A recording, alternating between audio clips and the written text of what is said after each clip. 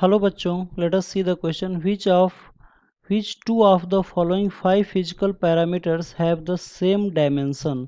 नीचे 5 जो है फिजिकल पैरामीटर्स दिए हुए हैं, यानी कि फिजिकल फार्मूला दिया हुआ है और हमें बताना है कि इनमें से किन दो का सेम डायमेंशन आएगा, मतलब सेम डायमेंशनल फार्मूला आएगा। तो आइए देखते हैं कि इस क्वेश्चन का मेन की कॉन्सेप्ट क्या है, जिसके बेस पे हम लोग इस क्वेश्चन को सॉल्व करेंगे। तो इस क्वेश्चन का मेन जो की कॉन्सेप्ट है वो ये है कि this question is based on dimensional formula।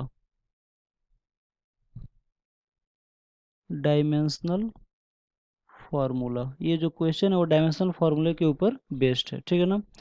तो यहाँ पे 5 फिजिकल क्वांटिटी दिया गया है, तो हम लोग सभी का डायमेंशनल फार्मूला निकालेंगे और देखेंगे कि किन दो का डायमेंशनल फार्मूला सेम आ रहा है, ठीक है ना। तो सबसे पहले हम लोग बात करेंगे एनर्जी डेंसिटी का, ठीक है ना। तो फर्स्ट नंबर पे हम लोग बात करेंगे एनर्जी डेंसिटी का, ठीक है ना। तो एनर्जी डेंसिटी इक्वल टू होता है एनर्जी अपॉन वॉल्यूम, ठीक है ना। और एनर्जी इक्वल टू होता है M G H. Potential energy का फॉर्मूला क्या होता है एम जी एच अपॉन, और वॉल्यूम का हो जाएगा एल टू द पावर 3, ठीक है ना।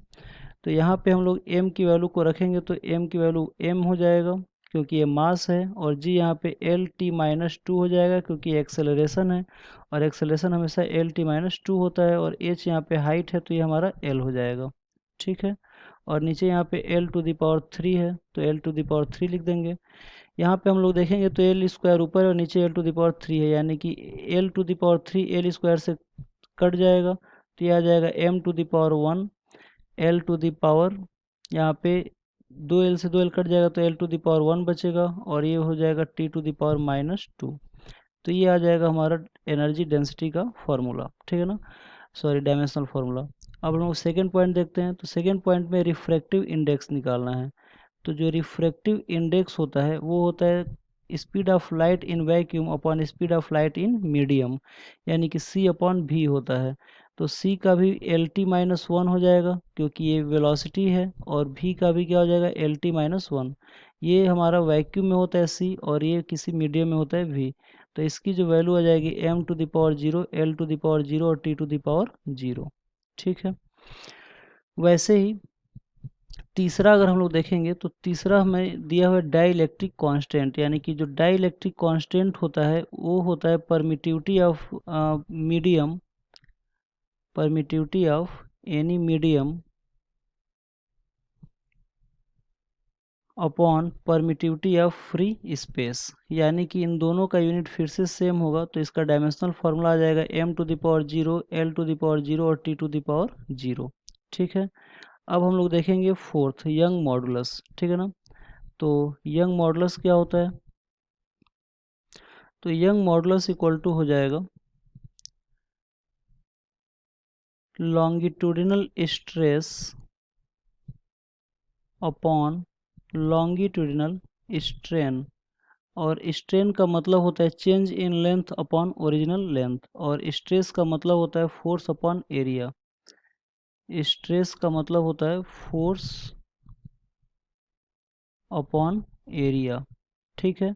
और स्ट्रेन का मतलब होता है change in length upon original length, ठीक है। तो इन दोनों की वैल्यू अगर हम लोग रखें यहाँ पे, ठीक है ना, तो ये हो जाएगा हमारा force upon area upon change in length upon original length, यानी कि इसकी वैल्यू हो जाएगी एफ इंटू एल अपॉन ए इंटू डेल्टा एल, ठीक है। तो यहाँ पे सबकी वैल्यू अगर रखें हम लोग तो ये आ जाएगा फोर्स का जो डायमेंशनल फार्मूला होता है वो होता है मास इंटू एक्सेलरेशन। जो फोर्स का डायमेंशनल फार्मूला होगा वो हो जाएगा मास इंटू एक्सेलरेशन, और मास का जो डायमेंशनल फार्मूला होता है वो हो जाएगा m, और एक्सेलरेशन का होता है एल टी माइनस टू, यानी कि फोर्स का जो डायमेंशनल फार्मूला हो जाएगा M L T minus two. यहाँ पे इसकी वैल्यू रख लेते हैं, तो फोर्स का डायमेंशनल फार्मूला हो जाएगा M L T minus two, L का हो जाएगा एल अपॉन एरिया है नीचे, तो एरिया के लिए हम लोग एल स्क्वायर लिखेंगे, और डेल्टा एल के लिए भी क्या हो जाएगा एल हो जाएगा क्योंकि चेंज इन लेंथ है।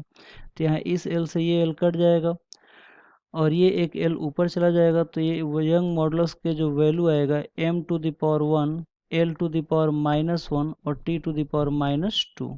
ये हमारा यंग मॉडुलस का फॉर्मूला हो जाएगा, ठीक है ना। इसके बाद क्या बच रहा है, तो यंग मॉडुलस हमारा फोर्थ पॉइंट था। इसके बाद हमें निकालना है मैग्नेटिक फील्ड का, ठीक है ना। तो मैग्नेटिक फील्ड का फॉर्मूला कहाँ से आएगा, तो मैग्नेटिक फील्ड के लिए एक लॉरेंज फोर्स होता है,